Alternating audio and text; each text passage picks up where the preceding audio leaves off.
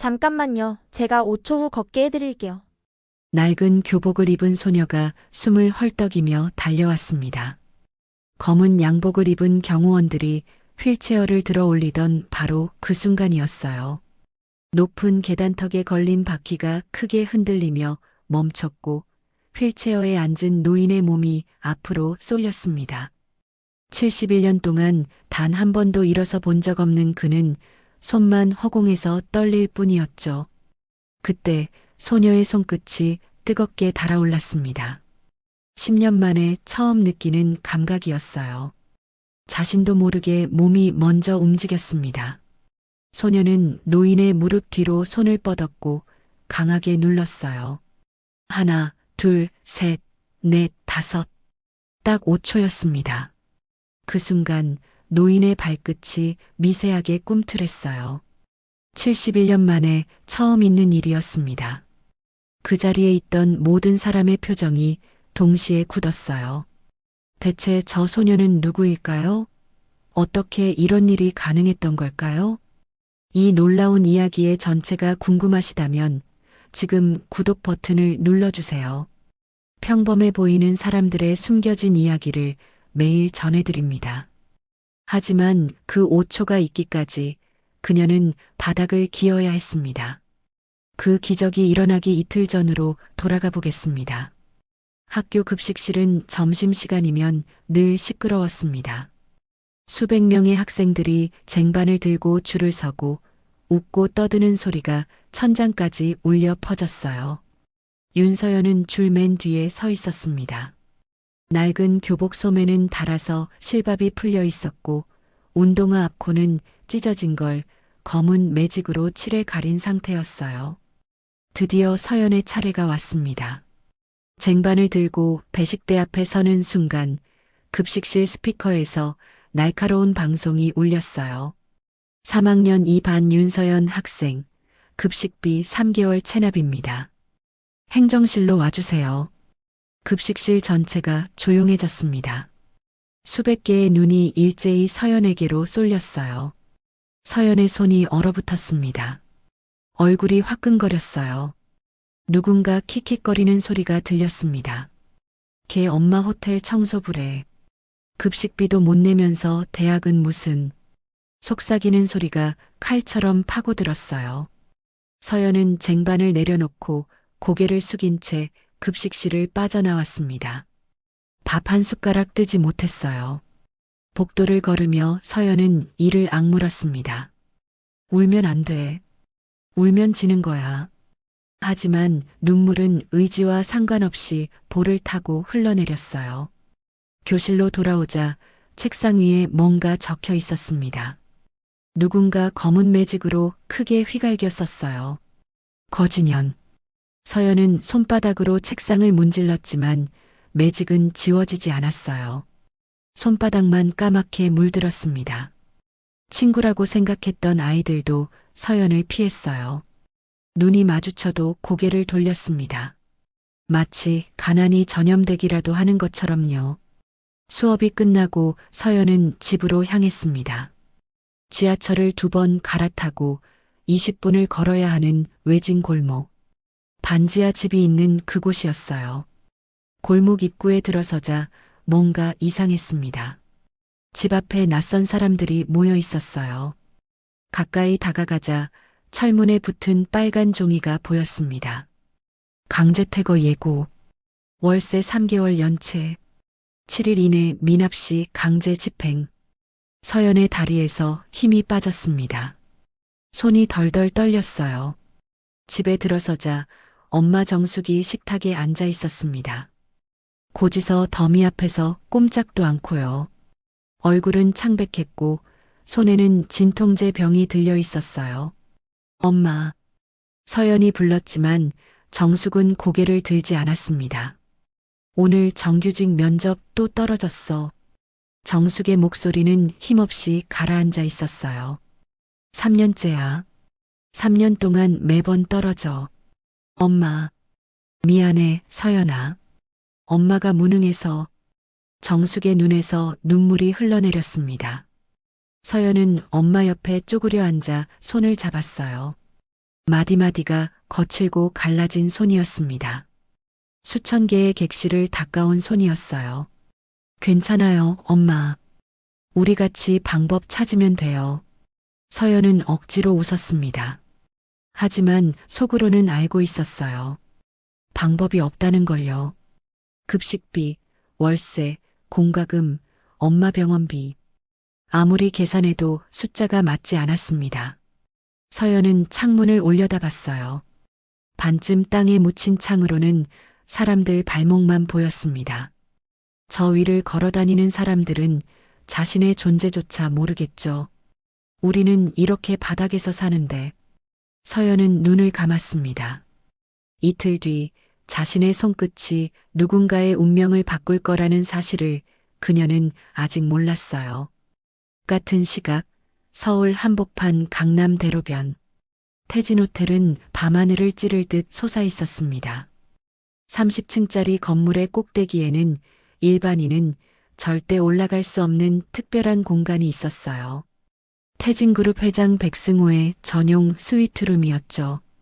백승호는 올해 71살이었습니다. 정장을 입었을 때는 누가 봐도 대한민국을 대표하는 기업인이었어요. 하지만 그 누구도 모르는 비밀이 하나 있었습니다. 그는 태어날 때부터 단 한 번도 자신의 다리로 걸어본 적이 없었어요. 오늘도 승호는 창가에 휠체어를 세워두고 밤하늘을 바라보고 있었습니다. 아래로는 서울의 불빛들이 끝없이 반짝이고 있었어요. 한 번이라도 좋으니까 내 다리로 서보면 얼마나 좋을까.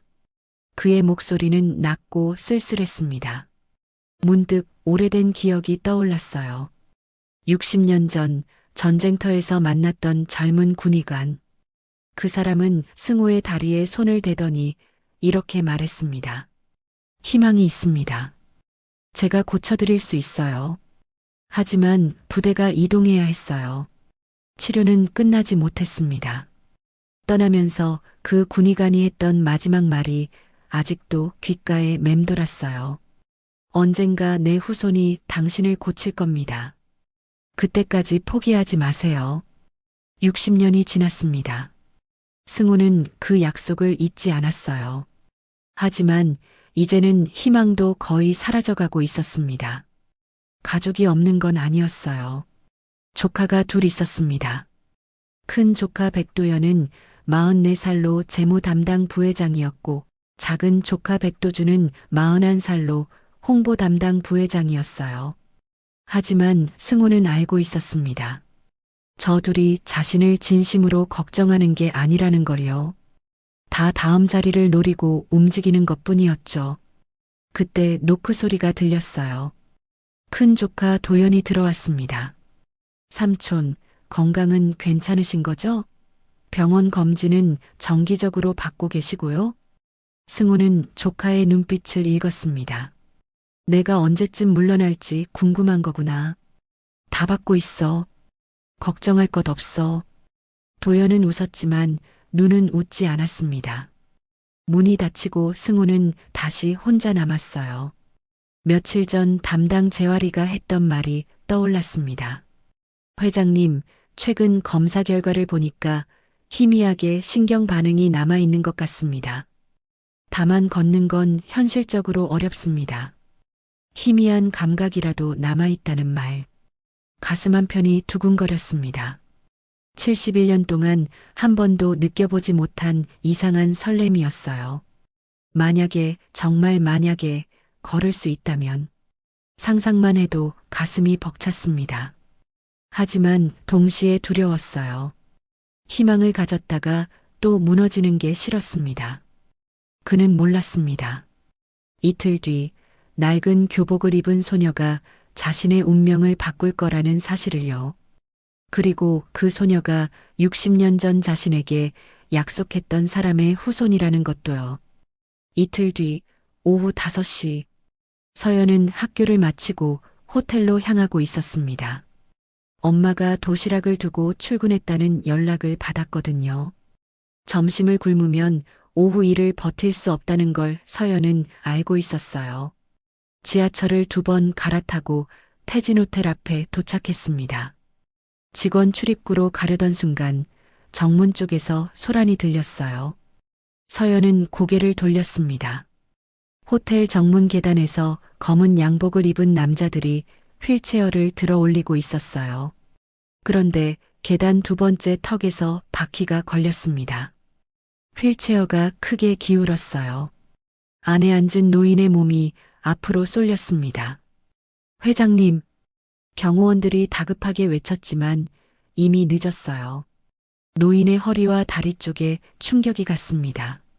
갑작스러운 흔들림에 몸이 뒤틀렸고 노인은 얼굴을 일그러뜨린 채 신음을 삼켰어요. 그 순간이었습니다. 서연의 손끝이 뜨거워졌어요. 10년 만에 처음 느끼는 감각이었습니다. 심장이 쿵쿵 뛰었어요. 저 노인의 다리에서 뭔가 막혀 있는 게 느껴졌습니다. 생각할 틈이 없었어요. 몸이 먼저 움직였습니다. 서연은 사람들 사이를 뚫고 달렸습니다. 학생, 거기서. 경호원이 막으려 했지만 서연은 이미 휠체어 옆에 도착해 있었어요. 무릎을 꿇고 노인의 다리 뒤로 손을 뻗었습니다. 잠깐만요. 딱 5초면 돼요. 서연의 손이 노인의 무릎 뒤 오금 부분을 감쌌습니다. 굳어진 근육 덩어리가 만져졌어요. 순간적인 충격으로 뭉쳐버린 것들이었습니다. 서연은 강하게 눌렀어요. 하나, 둘, 셋, 넷, 다섯. 노인은 처음엔 인상을 찌푸렸습니다. 아팠거든요. 하지만 3초가 지나자 뭔가 달라졌어요. 뭉쳤던 근육이 스르륵 풀리는 느낌이었습니다. 그리고 그 순간 노인은 평생 처음 느끼는 감각을 경험했어요. 발끝에서 저릿함이 올라왔습니다. 허벅지를 타고 종아리로 내려가는 미세한 전류 같은 것. 마치 잠들어 있던 신경이 깨어나는 것 같았어요. 발끝이 움직였습니다. 71년 만에 처음이었어요. 노인은 자신의 다리를 내려다봤습니다. 눈이 휘둥그레졌어요. 분명히 움직였습니다. 자신의 의지와 상관없이 발끝이 꿈틀거렸어요. 이게 뭐지? 서연은 손을 뗐습니다. 숨을 헐떡이며 말했어요. 됐어요. 이제 괜찮으실 거예요. 경호원들이 서연을 에워쌌습니다. 학생, 지금 뭐 한 거야? 회장님께 함부로 손을 대다니. 바로 그때 호텔 안쪽에서 두 사람이 급하게 걸어 나왔어요. 백도영과 백도준, 회장의 조카들이었습니다. 무슨 일입니까? 도연이 날카로운 목소리로 물었어요. 그는 서연을 위아래로 훑어봤습니다. 낡은 교복때 묻은 운동화. 한눈에 봐도 가난한 집 아이였어요. 학생, 여기가 어디라고 함부로 들어와? 도연의 목소리는 차갑고 날카로웠습니다. 저는 그냥 도와드리려고. 도왔다고? 허락도 없이 VIP께 손을 대? 도준이 끼어들었어요. 보안팀, 이 학생 신원부터 확인해. 경호원들이 서연을 둘러쌌습니다. 서연의 얼굴이 하얗게 질렸어요. 무슨 일이 벌어지는 건지 이해할 수 없었습니다. 그때였어요. 잠깐. 낮고 힘있는 목소리가 울렸습니다. 모두가 휠체어를 쳐다봤어요. 백승호가 서연을 뚫어지게 바라보고 있었습니다. 그의 눈빛은 복잡했어요. 놀라움, 혼란, 그리고 뭔가 간절한 것이 섞여 있었습니다. 학생, 이름이 뭐니? 윤서연입니다. 서연이 떨리는 목소리로 대답했어요. 승호는 서연을 한참 바라보다가 고개를 끄덕였습니다. 보안팀 학생 보내줘도 돼. 하지만 회장님, 괜찮아. 이 학생은 날 도와준 거야. 도연과 도준은 서로 눈빛을 교환했어요. 뭔가 불길한 예감이 들었습니다. 그날 밤 도연은 보안팀장을 불렀어요. 그 여학생 신원 조회해. 그리고 어머니가 우리 호텔 직원이라며? 네, 청소부 계약직입니다. 도연의 입가에 차가운 미소가 번졌습니다. 다음 날 아침 정숙은 인사팀에 호출됐어요. VIP 동선 방해로 계약 해지합니다. 그게 무슨 말씀이세요? 저는 아무것도. 그뿐이 아닙니다. 어젯밤 VIP 스위트룸에서 고가 시계가 사라졌어요. 출입 기록에 강정숙 씨 이름이 있습니다. 저는 훔친 적 없어요. 정숙의 목소리가 떨렸지만 소용없었습니다. 그날 저녁 경찰이 반지하 집에 찾아왔어요. 강정숙 씨, 절도 혐의로 조사받으셔야 합니다. 정숙이 연행됐습니다. 서연은 엄마 손을 잡으려 했지만 경찰에게 밀려났어요. 엄마, 서연아, 괜찮아. 엄마 금방 돌아올게. 정숙은 억지로 웃었지만 눈에는 눈물이 가득했습니다. 경찰차가 떠나고 서연은 빈 골목에 혼자 남았어요. 다음 날 학교, 소문은 이미 퍼져 있었습니다. 윤서연 엄마가 도둑이래. 거지의 도둑년이네. 서연의 책상에는 또 낙서가 있었어요. 이번에는 더 심했습니다. 친구들은 대놓고 피했고 누군가 서연의 가방을 쓰레기통에 버려놨어요. 수업이 끝나고 서연은 옥상으로 올라갔습니다. 난간에 기대어 아래를 내려다봤어요. 바람이 차가웠습니다. 이렇게 끝내면 편할까? 그 생각이 스쳤어요. 손이 난간을 잡았습니다. 바로 그때 핸드폰이 울렸어요. 모르는 번호였습니다. 윤서연 학생입니까? 백승호 회장님께서 만나고 싶어 하십니다. 서연의 손이 멈췄어요. 그날 저녁 검은색 벤츠가 반지하 골목에 멈췄습니다. 백승호가 휠체어를 타고 직접 찾아왔어요. 경호원도 없이 혼자였습니다. 좁은 계단을 힘겹게 내려와 철문 앞에 섰어요.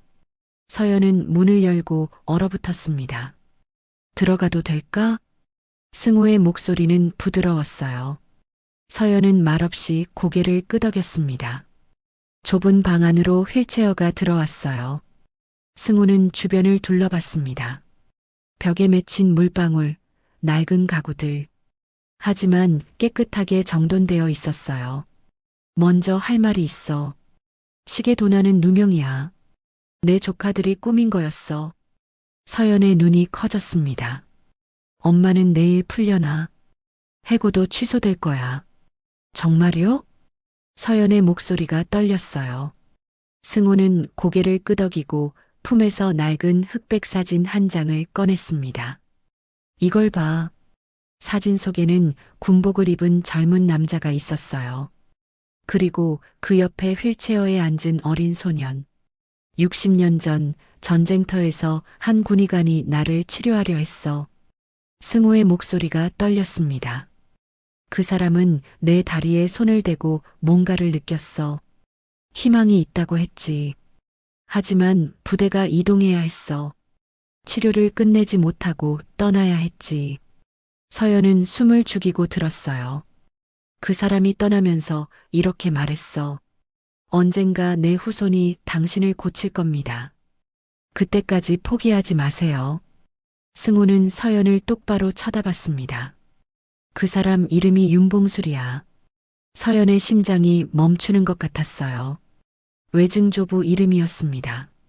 서연의 눈에서 눈물이 흘러내렸어요. 어릴 때 외증조부가 자신의 손을 잡고 했던 말이 떠올랐습니다.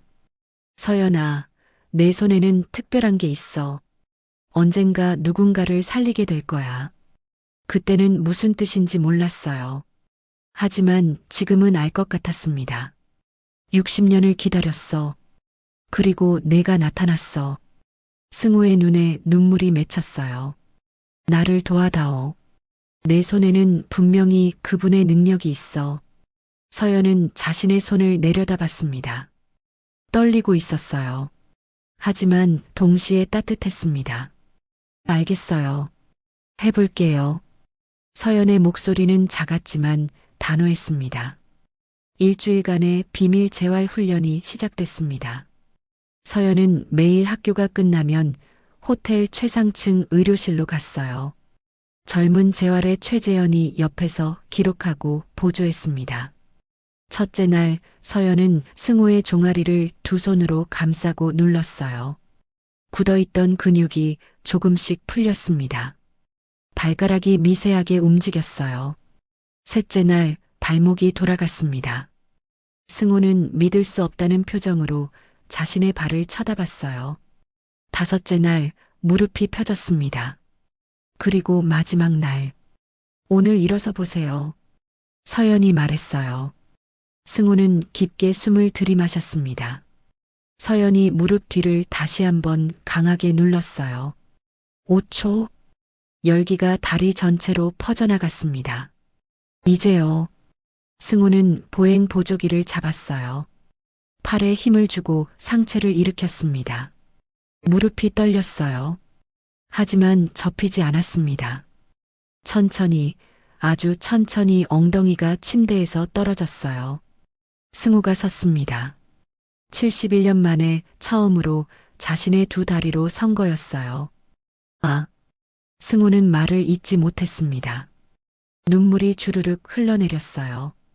회장님, 서 계세요. 정말로 서 계세요. 재활의 최재현도 눈물을 닦으며 말했습니다. 고맙다, 서연아. 60년 전 약속이 지켜졌구나. 승호는 흐느꼈어요. 서연도 눈물을 흘렸습니다. 같은 시각, 도연의 사무실. 형, 큰일이야. 삼촌이 섰대. 도준이 급하게 들어왔어요. 도연의 얼굴이 창백해졌습니다. 최후의 수단을 쓰자.